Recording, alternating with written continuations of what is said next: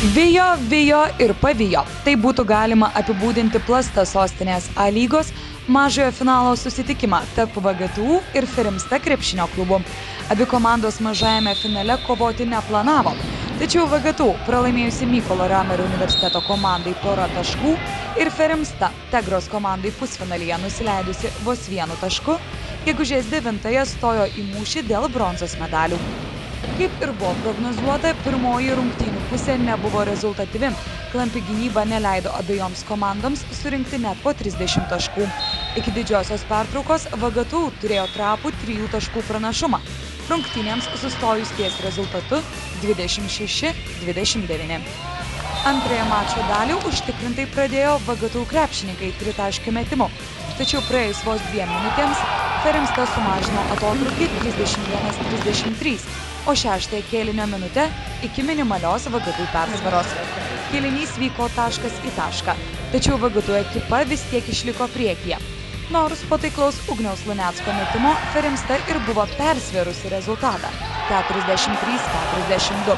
Tačiau džiugus momentas truko vos akimirką. Rezultatyvios VGTU atakos realizuoti Ferimstos baudų metimai sukūrė lygiąsias 45-45 prieš išeinant į 4-ąjį kėlinį. Lemiamajame ketvirtyje sėkmingiau pradėjo VGTU. Per pirmas pusantros minutės susikūrusi 6 taškų persvarą 45-51. Tačiau Ferimsta vijosi ir toliau. Praėjus pusiai kėlinio studentų persvara buvo minimali. Ir tuomet laikas sustojo. Rezultatas nesikeitė geras porą minučių.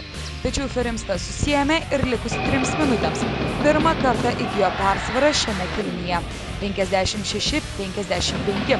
Dar 3 taškus pridėjo Lukas Rukšėnas, padidinęs persvarą iki 4 taškų. Tačiau studentų gretose puikiai žaidę Andrius Juknevičius ir Giedrius Marčiukaitis sumažino skirtumą iki vienintelio taško, o 9-ąją minutę VGTU išsiveržė į priekį 62-63.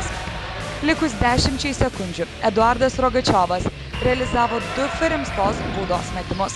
Šansą surengti paskutinę ataką turėjo VGTU, tačiau ji nebuvo sėkminga.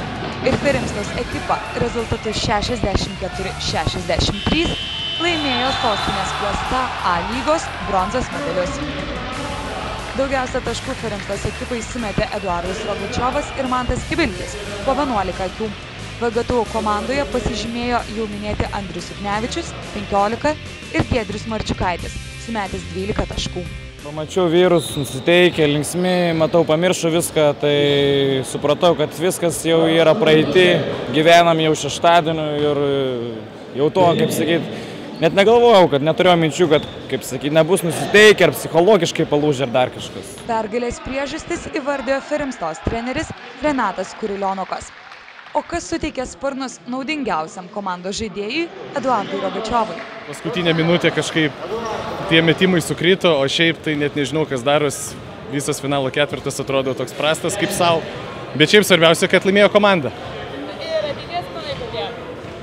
A lygos nugalėtojų titulas.